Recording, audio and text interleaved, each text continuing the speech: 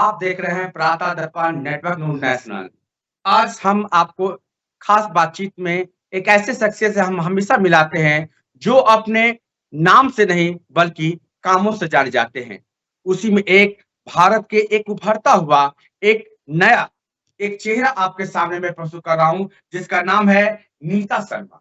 नीता शर्मा का जन्म अगर देखा जाए तो ये रहने वाले से बंगाल की है और 1997 में इनका जन्म हुआ था और उन्होंने जो बचपन से जो उन्होंने संघर्ष किया और ये दिल्ली विश्वविद्यालय के स्नातक से वारिस से इन्होंने अपने एग्जाम पास किए हैं और उसके बाद वे 2020 में अपने टिकटॉक पोस्ट के जरिए ये पूरे इंडिया ही नहीं पूरी दुनिया में फेमस हुई और मैं बता दूं कि सोशल मीडिया में काफी सक्रिय रही है और अभी कई ऐसे पिक्चर्स है और कई ऐसे वेब सीरीज है जिसमें नीता शर्मा ने काम किया है। तो मैं आपको मिलाने जा रहा हूं हॉलीवुड के एक्टर और मॉडल नीता शर्मा से। नमस्कार नीता शर्मा जी, आपको प्रातः दर्पण में स्वागत है। नमस्कार, थैंक यू मुझे बुलाने के लिए यहाँ पे। नीता शर्मा जी, मेरा पहली सवाल है कि अक्सर देखा जाता है कि भारतीय समाज में कि देखा जाता है कि लड़कियों को बहुत ज्यादा परिवार वाले बाहर जाने के लिए उतना नहीं देते हैं, अनुमति नहीं देते हैं। तो क्या आपके जीवन में भी इस तरह की बातें आई थी? हाँ, ऑफ कोर्स आई थी क्योंकि सी लड़की हूँ तो ऑब्वियसली वो फेस करना पड़ता है मुझे भी। तो जब मैंने ये करियर स्टार्ट किया था तब मेरी 19-20 की एज थी, जी, जब मैंने जी। पहली बार मॉडलिंग शुरू की थी। तो ऑफ कोर्स और रही बात हम ब्राह्मण फैमिली से बिलॉन्ग करते हैं तो मोस्टली कितनी रेस्ट्रिक्शन होती है फैमिली पे। नॉट ओनली ब्राह्मण, हर किसी पे लड़कियों के लिए रेस्ट्रिक्शन होती है। तो क्या होता है कभी भी कोई लड़की घर से एक कदम आगे बढ़ाती है तो ऑब्वियसली फैमिली का रोक-टोक होता ही है, साथ में समाज का भी होता है कि हमारे यहाँ से निकली हुई लड़की आज यहाँ जा रही है, ये कर रही है, वो कर रही है। तो ऐसे बहुत से ताने सुनने को मिलते हैं। बट जी। मुझे लगता है कि ऐसा नहीं होना चाहिए। बट अभी भी इवन हमारी 21st सेंचुरी में भी वो चल रही है।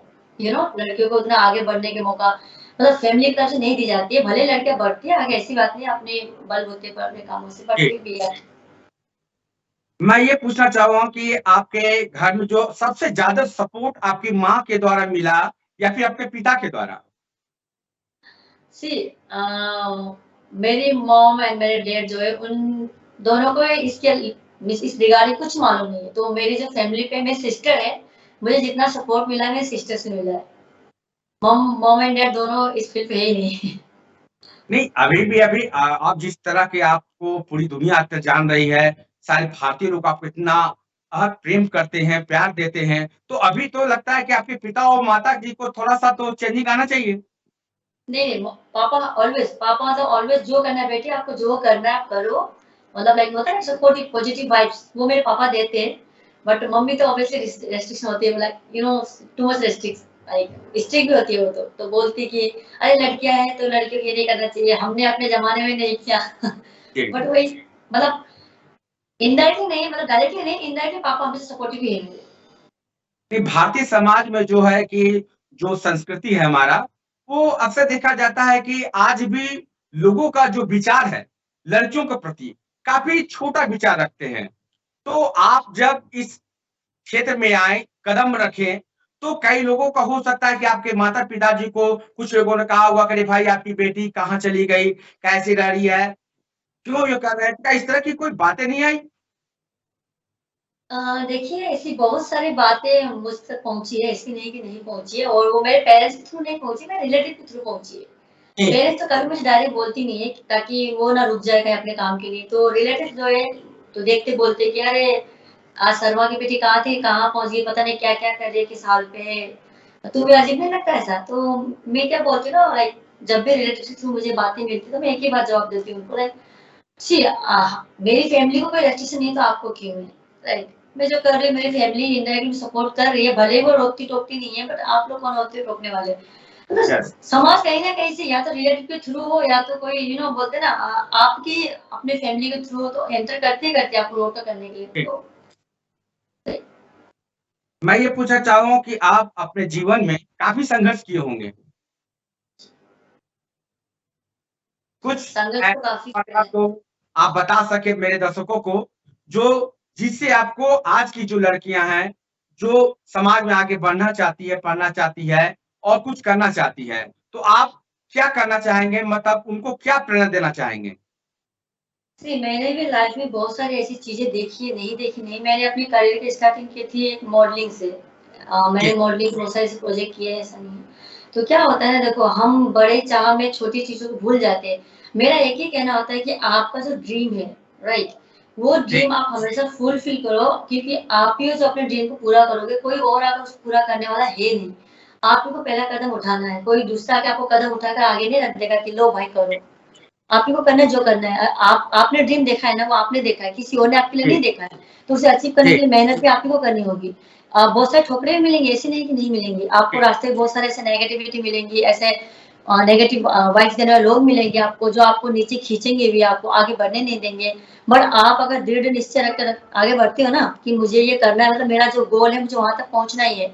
तो उससे पहुँचने के लिए कहीं-कहीं आप टूट भी जाते हो। आपको ऐसा फीलिंग्स भी आता है कि यार मैं नहीं अब मुझे नहीं करना है, छोड़ दो। क्योंकि अब मुझसे नहीं होने वाला है, मुझ में शायद कुछ कमियाँ हैं, ऐसे भी फील आएँगे आपको। मैंने देखा है बट भाई जो भी फील आया आपको, आपको चाहे ये फील आए कि मुझ में कमियाँ हैं, मैं नहीं कर सकती, अरे मैं आगे नहीं बढ़ सकती या फाइनेंशियल प्रॉब्लम है या मुझ में लाइक अब कैपेबिलिटी नहीं है, तो कुछ ना सोचो, कैपेबिलिटी आप में है और फाइनेंस की कोई ऐसी वो दिक्कत नहीं होती क्योंकि आप में अगर हुनर है ना, तो आप आगे बढ़ोगे, उससे कोई नहीं रोक सकता।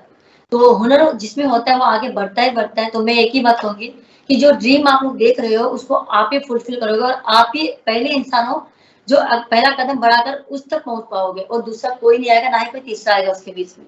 तो मेहनत करो, मेहनत और आपका सब्र जो है ना वही सबसे बड़ी चीज़ होती है। बिल्कुल, बिल्कुल।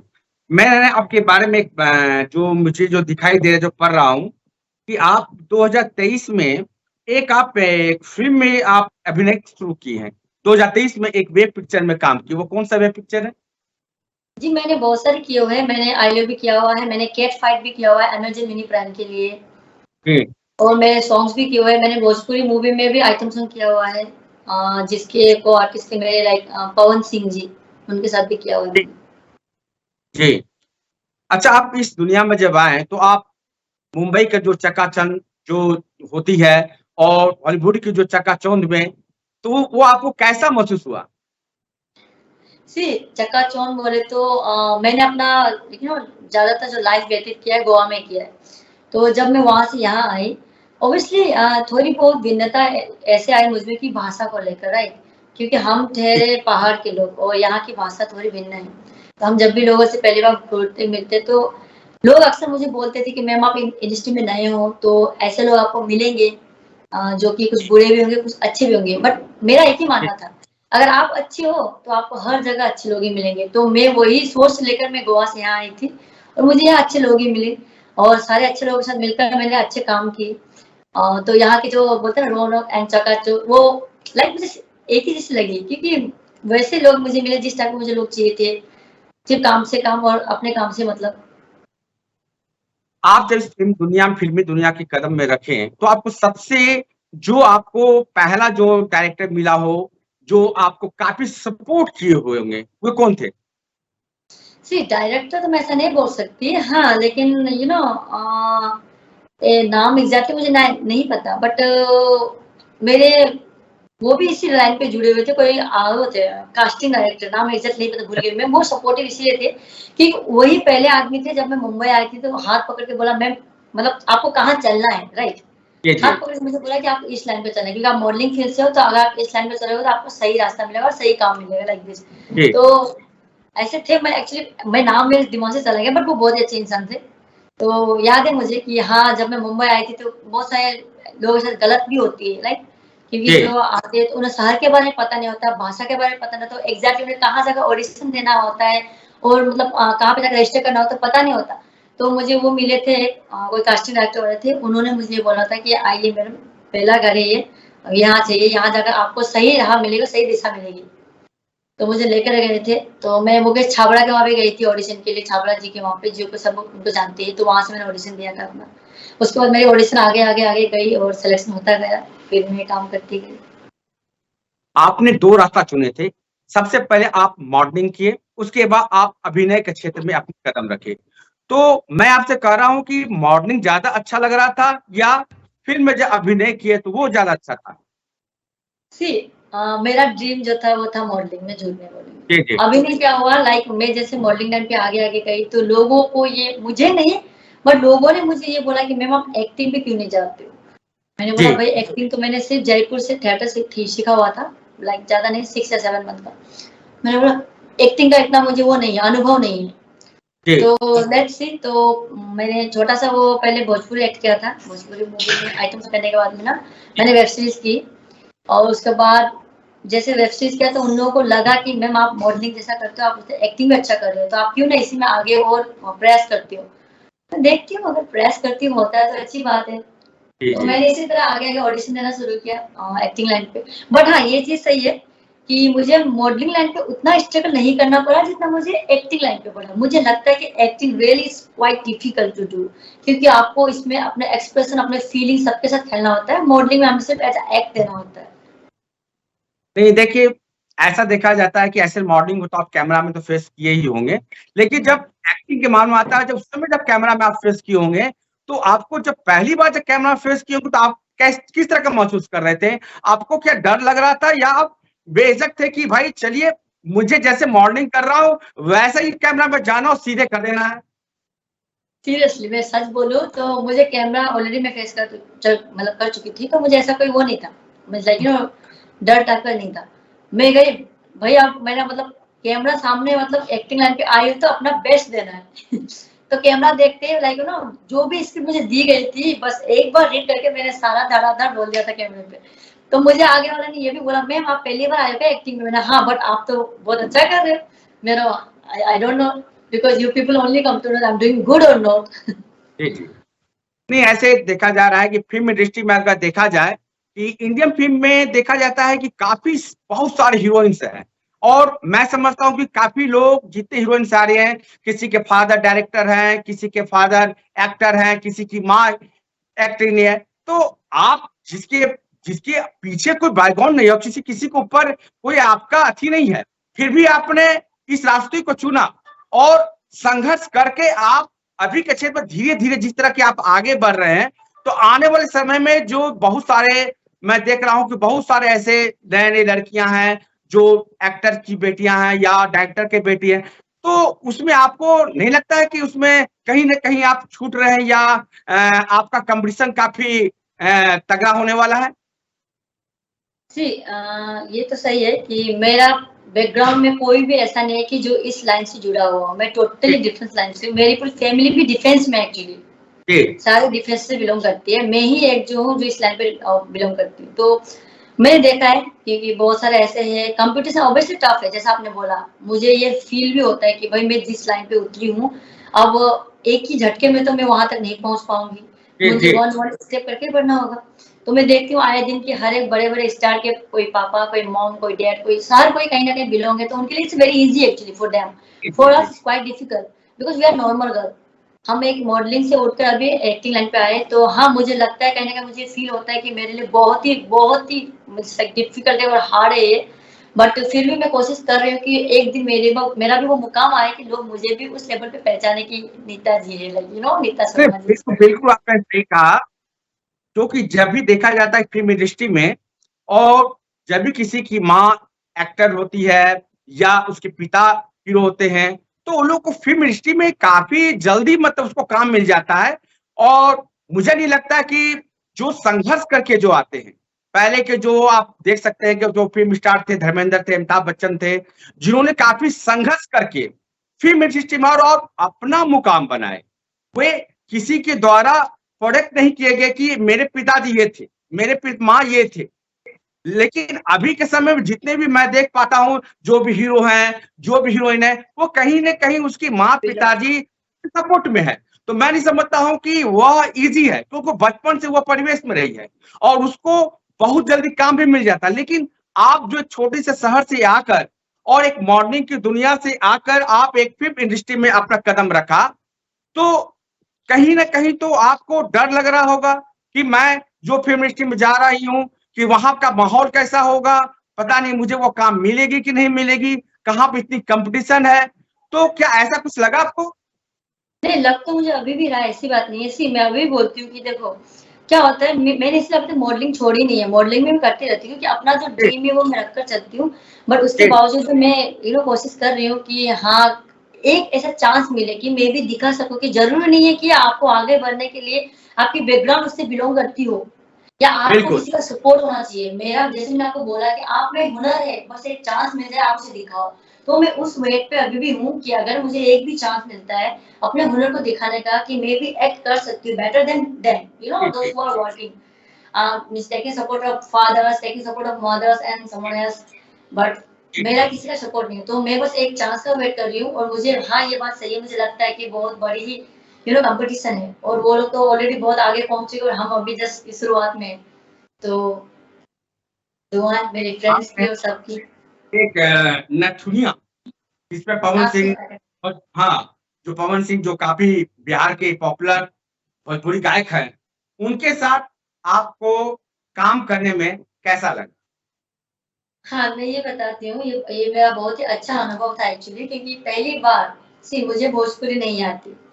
जब जी, मुझे जी। पवन का कॉल आया था, उन्होंने मुझे कॉल किया था और बोला कि आपको भोजपुरी आती है, तो I was just like thinking कि किसका कॉल है ये? पवन जी का ही कॉल जी, है ना, someone else is calling me. जी, जी। तो जब उन्होंने मुझे घर पे बुलाया एग्रीमेंट साइन करने के लिए कि मैम आपको मैं अपने आने वाले मूवी के सॉन्ग के लिए लेना चाहता हूँ। आपको भोजपुरी आती है? मैंने कहा सर मैं कर लूँगी। मुझे आती नहीं है बट मैं कर लूँगी क्योंकि मैंने बोला इतना मुझ में कॉन्फिडेंस था कि मैं कर लूँगी। तो सर ने मुझे सेट पे बुलाया एंड इतना रेस्पेक्टफुली इतना रेस्पेक्ट मीन्स लाइक मैंने मुझे क्या लगा कि इंडस्ट्री में ऐसे लोग हैं जो कि छोटे कलाकार को रेस्पेक्ट नहीं जी, देते जी, और जिनकी मार्केट में उतनी वैल्यू भी नहीं थी। But ji. सर ने जितना वैल्यू दिया और जितना रेस्पेक्ट से मतलब उनके साथ काम किया वो चीज़ मैं कभी नहीं भूलूँगी। मैं इसलिए उनका जो सम्मान है ना मेरे नज़र में बहुत ही ज़्यादा है। तो वो मेरा बहुत ही अच्छा अनुभव था, मुझे बहुत ही अच्छा लगा उनसे काम कर और वो बहुत ही अच्छे इंसान हैं सीरियसली और बहुत ही प्यारा वक़्त था। So it was nice. देखिए मेरे पास चूँकि अभी आपका एक कुछ वीडियो है और मैं इस वीडियो को थोड़ा बहुत मैं अपने दर्शकों को ज़रूर दिखाना चाहूँगा अपने मारेला जवनिया हिलोर राजा जी भरल बहर रस पोरे पोर राजा जी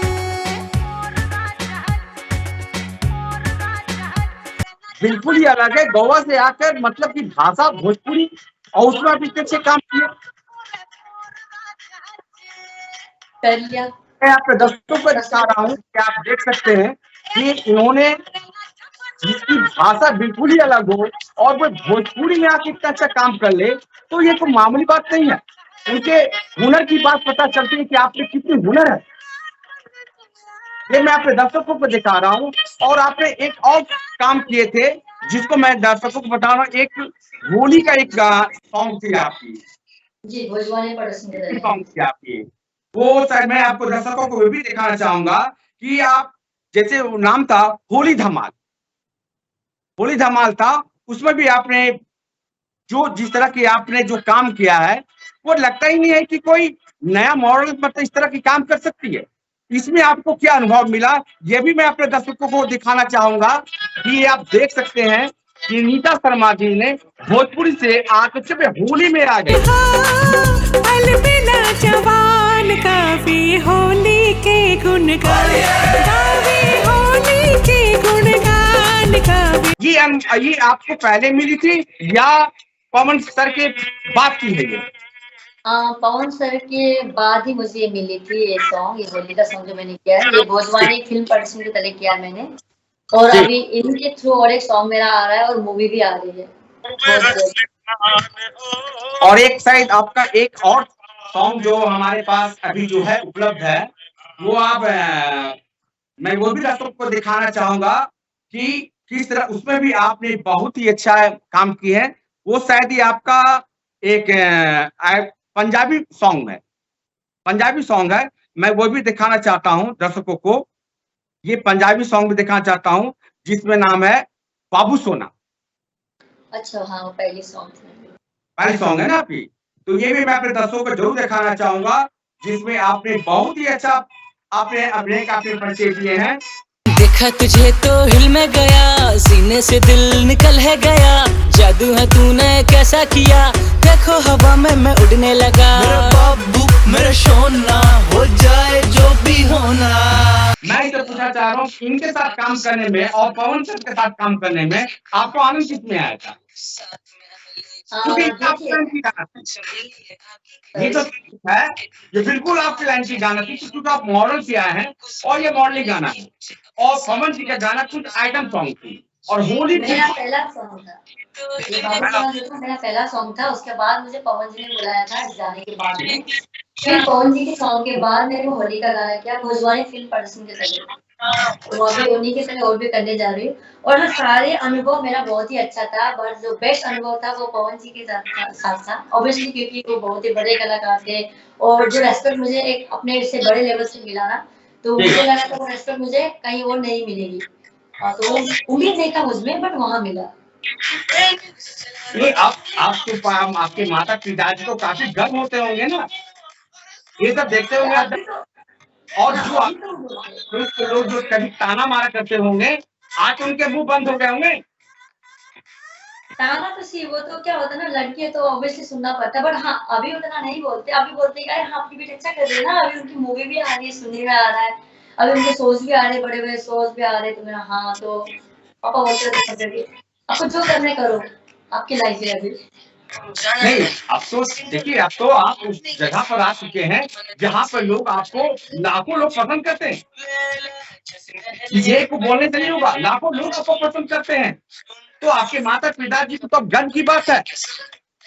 मैं तो अपने चैनल के माध्यम से आपके माता पिताजी को कहूंगा कि आप गर्व करें कि आपके जैसी बेटी आपको घर में पैदा हुई। थैंक यू होगा उन्हें भी कहीं ना कहीं गर्व। ऐसा नहीं है, बताते नहीं अपनी खुशी, पेरेंट्स ऐसे होते ना, अपनी खुशी जताते नहीं है, राइट। हाँ। और नीता शर्मा जी, बातें तो बहुत सारी चीजें हैं, लेकिन समय का अभाव होने के चलते काफी देर तक बात नहीं किया सकता है। तो आपने अपना कीमती समय हमारे प्रातः दर्पण ऐसा न्यूज नेटवर्क के लिए आपने दिया, इसके लिए मैं हम लोग बहुत शुक्रिया अदा करते हैं। और आपको कल जो ईद है उसका बहुत बहुत मुबारक हो। और मेरे तरफ से शुभकामना है और चैनल की तरफ से शुभकामना है, और जो हमारे 10 लाख करोड़ जो देख रहे हैं उन लोगों से शुभकामना है कि आप इसी तरह आगे बढ़ते जाइए और एक से एक दीदुगनी चांदी अपना तरक्की करते जाइए और आपका माता पिता का नाम चलता रहे। धन्यवाद।